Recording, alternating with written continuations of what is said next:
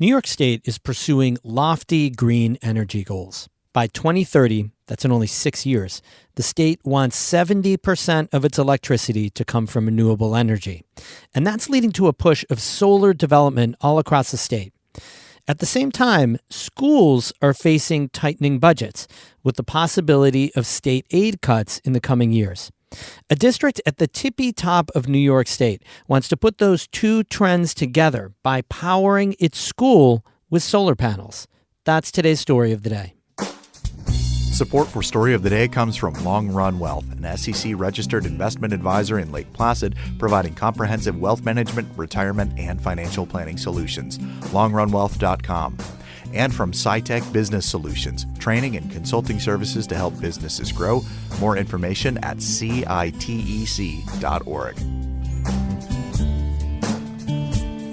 Hey, I'm David Sommerstein. It's Wednesday, May 15th. First up, New York Senate Majority Leader Andrea Stewart-Cousins says her House is still considering a bill that would close loopholes in the state's sexual assault laws. The changes could lead to a reversal of the rape conviction of former movie mogul Harvey Weinstein. Karen DeWitt reports it's not the only bill the legislature could pass before the end of the session. In late April, the state's highest court, the Court of Appeals, overturned Weinstein's 2020 rape conviction on a legal technicality.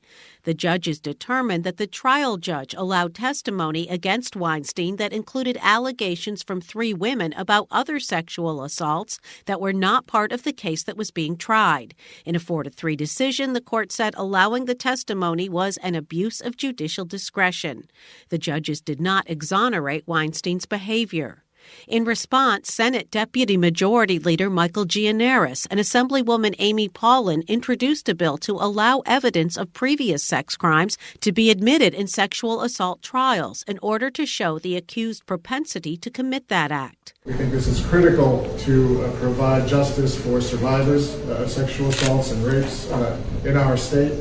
And hopefully we'll be able to get there sooner than later because we've already seen the consequences of the muddled state of the law as it exists today. Senate Majority Leader Andrea Stewart-Cousins says her Democratic members are going to decide whether to pass the measure before the session ends in early June. Obviously, if we are able to get it past the finish line within the next 2 weeks and we think it will be helpful, we would certainly do that. But defendants' rights groups, including the Legal Aid Society, say the bill is overly broad and could lead to more wrongful convictions that could disproportionately harm Black and Latino New Yorkers.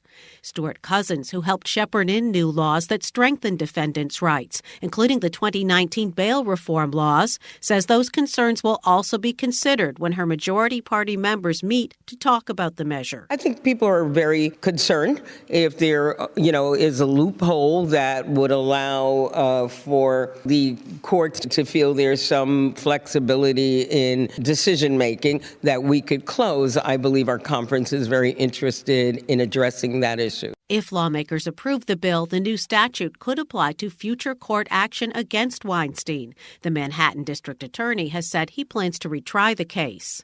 Closing the Weinstein loophole is not the only measure that's not yet settled as the 2024 session draws to a close.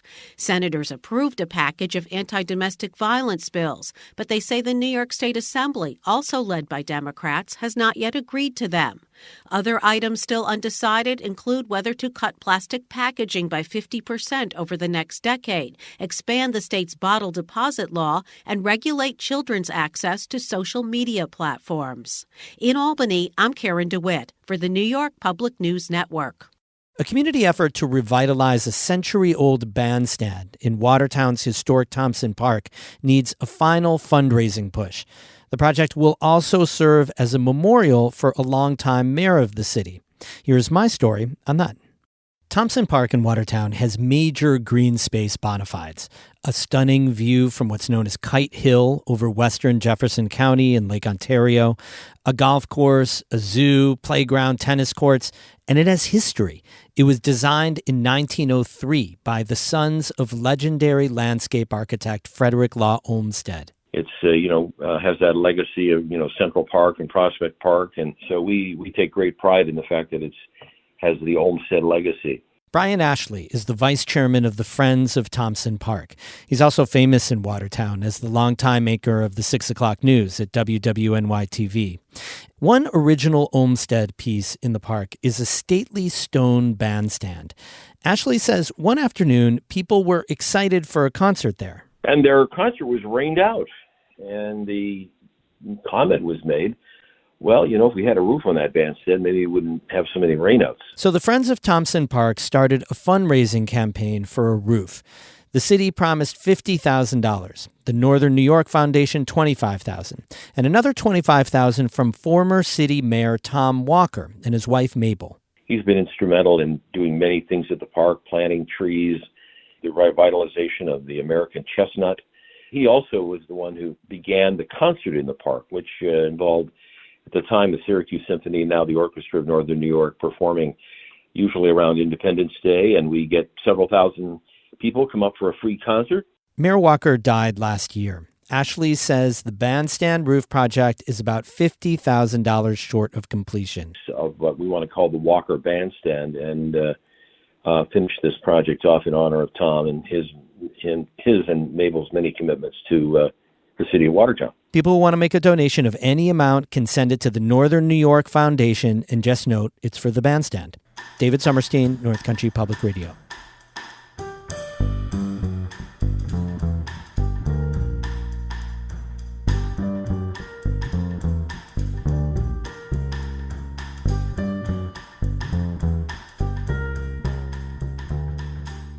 The school district that wants to build solar panels is Salmon River, which is in northern Franklin County and also serves part of Akwesasne Mohawk territory.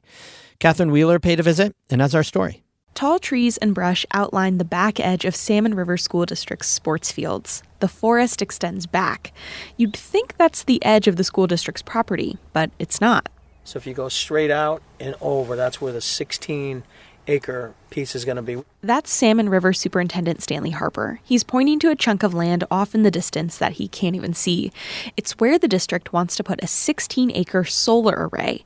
He says the district doesn't use the spot anyway. And we don't have it in our plans that we would use it. So this becomes exactly what we need, and that's useful land now. On Tuesday, May 21st, voters in the school district will decide on whether or not to let it move forward with a plan to create its own electricity. The proposed solar array would generate 5 megawatts of energy, enough to power, heat, and cool the whole campus. Salmon River's business executive Natasha Jock says the district has been moving away from fossil fuels and switched over to geothermal energy in 2011. But the whole system needs electricity to run. It did increase our electrical bill. So we're about $500,000 a year. So that will go away. So we'll essentially have no fuel in our budget and we'll have no electricity in our budget. Jock says the annual electricity bill is about a quarter of the district's tax levy, and all of that could be saved and go right back into the general fund. Superintendent Harper says this project is about the future of Salmon River, and not just its finances. It's also about the community looking for climate change solutions. It's about the human race. We all have to contribute to try to help somehow, some way. And if we don't, I think we're being foolish because science is not lying what's going on across the world and on our earth. So we have to do everything we possibly can. And so for Salmon River, this is a good way for us to start to help contribute to make our world a better place. The project will cost the district about $16 million. It'll borrow money through bonds and use New York State building aid, state and federal grants to pay for the construction. Those, Harper says, mean the project will pay for itself in less than a year, and the district will hire a company to build and maintain the solar array and the land around it. Harper says the panels will also be educational. Our kids are going to be able to learn the whole process and see it. You're going to have kids that are going to fall in love with this because they believe in, helping make the world better. So they're going to create jobs. They're going to get kids going down these pathways. Harper says he hopes other school districts will be inspired to go down this pathway too. Voters can weigh in on the project during an election on Tuesday, November 21st at Salmon River. Catherine Wheeler, North Country Public Radio in Fort Covington. The story is part of NCPR's year-long series on climate change. The series is made possible through the generous support of Margot and John Ernst. We have more news all the time on our website, ncpr.org. Music today by Alan Dunham of South Glens Falls and Patricia Julian of Burlington. I'm David Summerstein, North Country Public Radio.